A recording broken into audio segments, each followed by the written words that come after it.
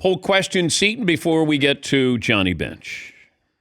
Yeah, we got up there right now. Do you agree with Rob Manfred's decision? 61% say yes, they do. Let's bring in Johnny Bench, the Hall of Famer. Johnny, great to see you again. Let me ask you the question. Do you agree with what the commissioner did yesterday? I do. I do. I just think I think he's done more work than you can imagine to try to figure this out. I think it had to be agreed upon by the Hall of Fame, though. I think that was a question mark that had to be done.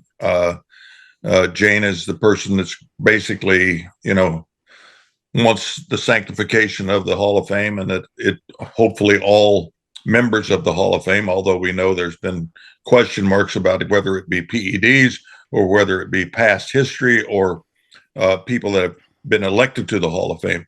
But for the commissioner, I know personally that I've talked to him. I know there's others that have talked to him. I know that he's trying to get the temperature of what it was.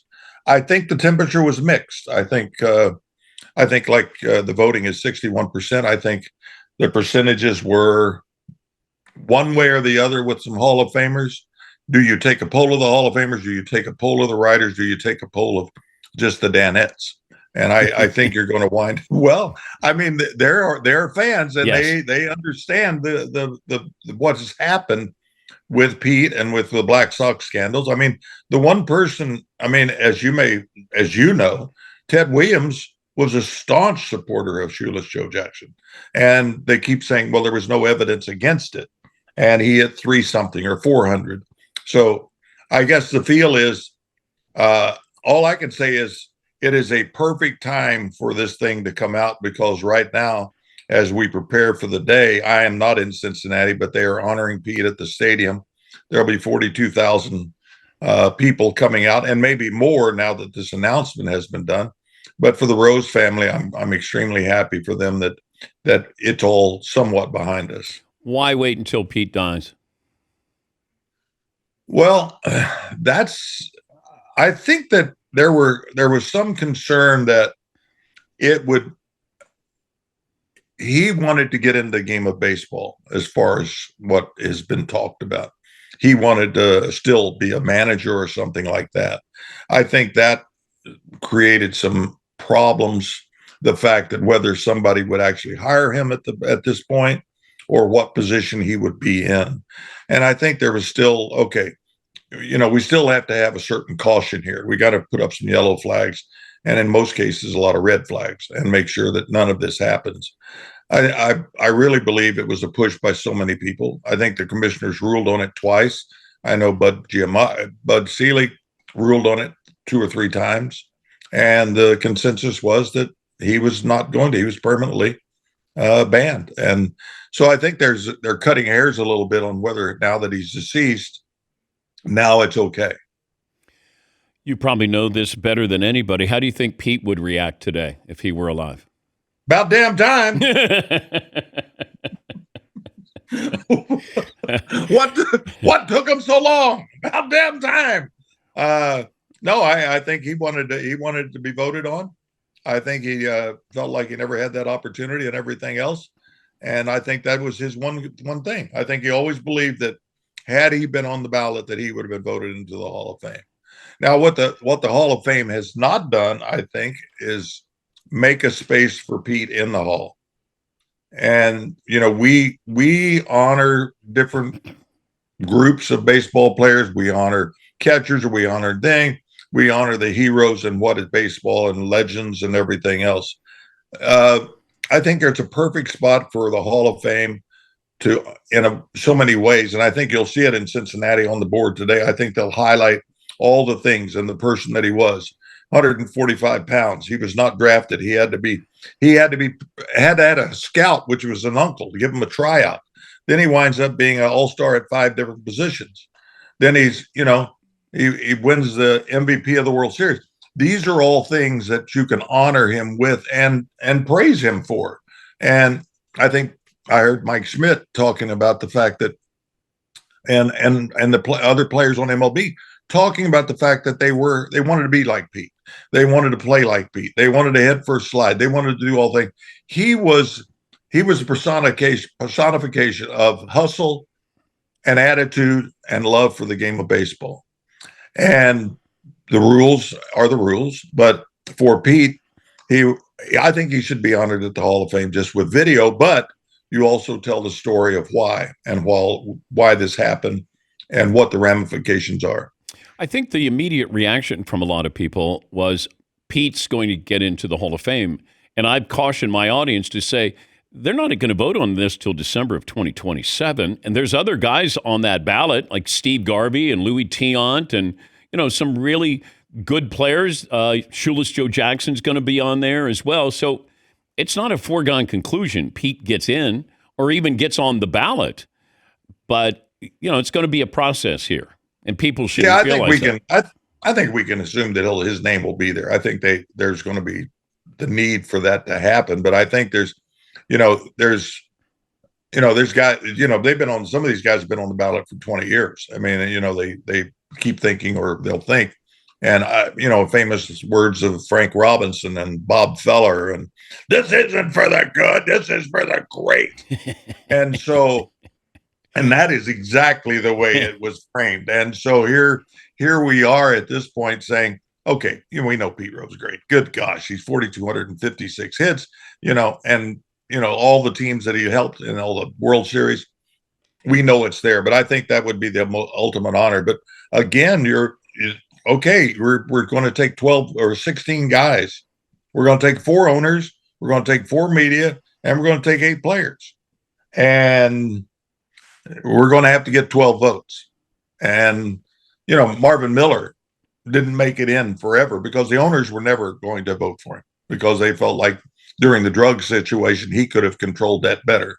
And yet he had to allow players to get off of the drugs before they could test them. And that's why it took long that. And you could also say that Sosa and the PEDs and McGuire saved the game of baseball. All of these things are suppositions. All these things are not proven, but all these things are true. And so now you got to get 12 guys to go to 16 guys to go into a room, and you got to have 12 yeses. Talking to Johnny Bench, the Hall of Famer. Do you think Pete bet as a baseball player on baseball? I don't have that knowledge. For me to say yes, I think that would be a little. I can't say for sure because I don't have any evidence of that. Yeah, I just maintain, and once again, Pete and I shared a bookie growing up when Pete Rose. I went through a bookie that he used, so I never knew anything about Pete betting as a player. But I don't think you start betting as a manager. And let's be fair to the situation here, because everybody said, well, he bet as a manager and he bet on his team to win. I think there's more information there that hasn't. Did he bet on them every game to win? He told me a couple of years ago, first time he ever admitted that he bet on the Reds to win. Now, I was under the impression he was betting on them to win every night. All right. Well, so Dan, you're standing beside him, and you're listening to him calling his bookie, and he says, "I want the Reds, the Indians, and the Braves." You'd stand by him the next night. He wants the Reds, the Yankees, and the Dodgers. And the next night he says, "I want the Pirates, the Cubs, and the Yankees." You don't like the Reds tonight? Okay. Dan's going to be calling the bookie. But Johnny, I was told by somebody who would know there were certain pitchers that Pete didn't want to bet on to win games for the Reds. Okay. And so you had a lot of conversations. Did you have a private line? I had too many conversations. But I would know during hockey season or football season who Pete was betting on through my bookie, who took some of the off bets from the main bookie who lived in Indian Hills, and that Pete went through. So I was kind of privy to this. I get to ESPN. I walk in. First month I'm there, the Pete Rose scandal breaks. I call my former bookie. I'm like, I need some information here. And my bookie's like, no names. I said, no, just give me the information. And he did. Well, it's like gambling becomes yours. It's like you. This is a story. I'll just use you as the example. You bet on every baseball game, you bet on every football game, and you bet on every basketball game, and you lose every bet. So you call your bookie in Indian Hill and say, I'm quitting. I am done with betting. I am not going to bet anymore. But then he'll say, well, what about hockey? It's just coming up. And you'll say, what do I know about hockey? Well, Pete had that satellite dish outside his house, so he would dial up all of these. He'd be watching Vancouver Canucks and betting hockey. Oh, I can still remember. Well, yeah, I mean, you got a tip. Somebody gave you a good tip. Oh, yeah. Back in the 73 or 4, we're up at we're having an event with Bob Hope, and my buddy who is likes to bet, and he's watching the baskets, and the game's coming on. He's watching football, and the game's come on. He says, "Do you think I could be all right with Mr. Hope if I watch the game?" I said, "Well, I'm not turning this on my TV. I mean, it's his suite here. You're going to have to do that." And he said, "Mr. Hope, do you like football?" And of course, he had his book open to whatever his bets were. So Bob said, "Oh yeah, turn it on. Let's see what this. I got 4 points on this guy." So I think everybody's probably had a bet at one time or the other. Have you? I have. Somebody said if you'll bet on every home favorite, you'll win. So I tried it for about 6 games. I couldn't, if I said, no, it's not my deal. I'm not lucky at gambling, and I love my money more. Would you rather have Ohtani or Judge on your team right now? I would say Ohtani, just because of the fact that I could get him to pitch it one time or the other. That would be the backup thing. I mean, right now, Judge is, what he is. I mean, he's awesome. I mean, I just love his approach. His love is, he's got such reach. He's got such patience. He's the kind of guy that doesn't have to hit the ball out of the ballpark because everybody wants him to hit a ball out of the ballpark. He's going the other way. They're pitching him so many different ways. He's got such a great discipline up there. But Ohtani, you watch him flail away.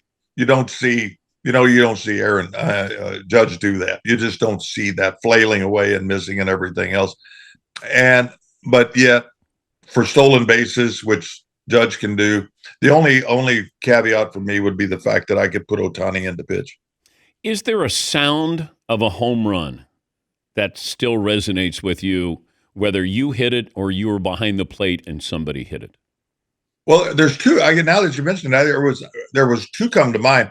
One was in the All-Star game, and we were in Griffith Stadium in D.C., and Steve Carlton was pitching, and Frank Howard, big Frank Howard, 6'8", about 270. He said, I'm just so big and strong. If I just made contact, hell, I'd probably hit 100 home runs.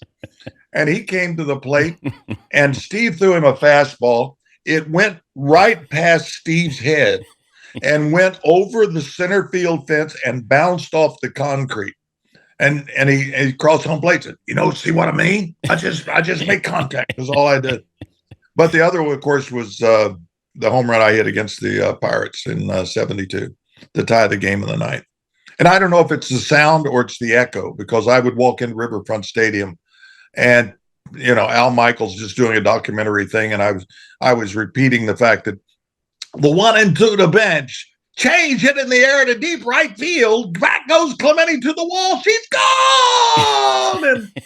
And I would hear that every time. I don't know why I stepped in the stadium. Was that off Dave Justy? Yeah. I mean, I remember Ron Santo coming in playing golf. He walks in. What's the score? 2-1 the Pirates, or 3-2 of the Pirates. And he said, "This game's over," when they said Justy was in. Because you couldn't hit him with a boat oar. I mean, he was nasty. And it just happened to be for me. But when Reggie Jackson hit the light tower in Tiger Stadium at the All-Star game, was that a sound? Like that you remember? I mean, that's one. Oh, God, do I remember? I'm sitting here. I had the best view of all. I mean, you called the pitch. I knew the velo and the launch angle. I mean, I was the one that had all of this stuff down, And I always tell Reggie, because Reggie likes the swagger part. I said, what you don't understand is, Reggie, my home run went farther than yours did. I hit it up in right center field up in center field, right center field, going out and of course we have our things with it and everything else. But Reggie was the beauty. But golly, oh my gosh, I mean, we just stood there, and looked at it like, where in the hell is this going to go? You couldn't imagine it would hit those light standards up there. I mean, it's one of a kind, and it was a special moment because, I mean, think about that All-Star game. How many 30 some guys from the Hall of Fame were in that game? Unbelievable. How you doing? What's the green for? I mean, you missed it by about 6 weeks, 8 weeks. That's Adam Sandler sent this to me. It's play? For Happy Gilmore. What position? Oh, he's a Happy Gilmore. Yeah. I've seen your game. I played with you, actually. Yeah. It's close. To Happy Gilmore? Are you happy? That's all I'm saying. Great to talk to you, man. Always. Thank you. Always. Thanks. That's to the Danettes. All right. Thank you. All right. That's Johnny Bench, greatest catcher ever. We'll take a break here. We'll get to more phone calls back after this Dan Patrick Show.